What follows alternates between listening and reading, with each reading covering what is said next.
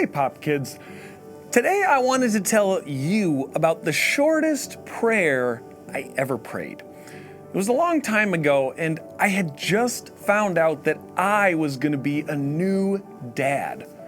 It was exciting and scary and, well, lots of feelings.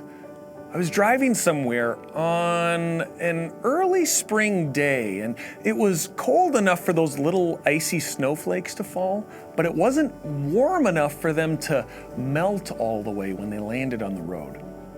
I started driving around a curve when suddenly my car started spinning out of control. It all happened very fast, and my car was spinning in circles, headed into the wrong lane with other cars driving in it. I remember thinking in that moment, oh no, what if something happens? What if my new baby never gets to meet their dad? That's when the shortest prayer I ever prayed happened.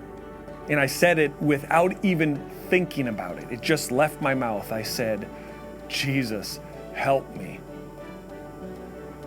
And then something else happened. My car stopped spinning. To me, it felt like angels pushed up against my car to get it to stop, and suddenly the car came to a halt. It was pointed in the right direction, and there weren't any cars headed towards me in danger of running into me. My hands were shaking and my mouth had gone dry, and I went on my way. But I'll never forget that prayer. It reminds me of what the people shouted to Jesus on the first Palm Sunday. When Jesus rode into town, they cried, Hosanna, which means, Lord, save us. Sound familiar? It reminds me that our prayers don't have to be fancy and eloquent and sophisticated for them to be important. They just need to be real. And sometimes a prayer like, Jesus, help me, is just as real and important as something like, Lord Jesus, in thy mercy I humbly beseech thee to grant favor in thine eyes for the careening sojourn of this Toyota Camry into oncoming traffic. The same is true for you, Pop Kids.